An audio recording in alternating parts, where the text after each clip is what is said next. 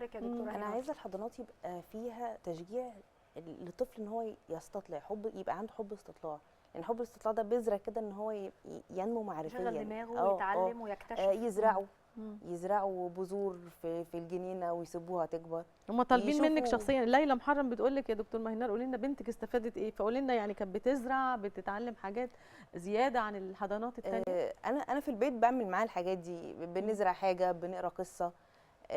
كمان انا ربطاها بالقراءه، يعني انا باخدها كل سنه ونروح معرض الكتاب من وهي عندها سنه، من اول ما جبنا الكروت اللي عليها شكل الحيوانات دي مم.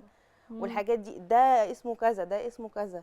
يعني ولحد من الاسبوع اللي فات كنا في معرض الكتاب وبنشتري قصص وبنختار الحاجات المناسبه حاجه كمان بالنسبه للحضانات برضو. اه قد ايه لما الطفل بيتعرض قدامه حاجه زي مسرح عرايس. مسرح عرايس مش عايز يبقى حاجه مكلفه. ده ممكن انا لو حطيت كرسيين وعليهم ستاره وشويه عرايس انا عاملاهم بايدي ماريونات. هعمل مسرح عرايس. انت تعملي بابا حضانه بقى يا ماريونات. دكتور لا مهنار شكرا. وخلاص. ده انت بتقولي اضافات جميله حلوة، جدا. يعني حلوة. هعمل الأفكار. مسرح عرايس مم. والقصص بتاعت الحيوانات كمان. الحيوانات بتبقى دايركت على دماغ الطفل، يعني بيحبوها جدا انت وبيتاثروا بالقصص عارفه بتاعتها انه جدا. الحضانه عموما بتبقى تجربه في حياه الانسان لحد ما بيكبر خالص، بيفضل فاكرها.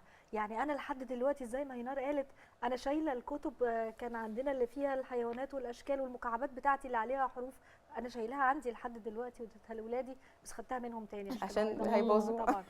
الواحد بيحتفظ فيها. يا اما تجربه الحضانه بتبقى تجربه ايجابيه تشجع البني ادم ان هو يكمل حياته في مسار سوي وصحي نفسيا، يا اما بتبقى تجربه سيئه وبائسه جدا جدا بتاثر على الطفل من صغره وبتخليه طالع انسان معقد مش عارف ان هو يتعامل مع المجتمع اللي حواليه بشكل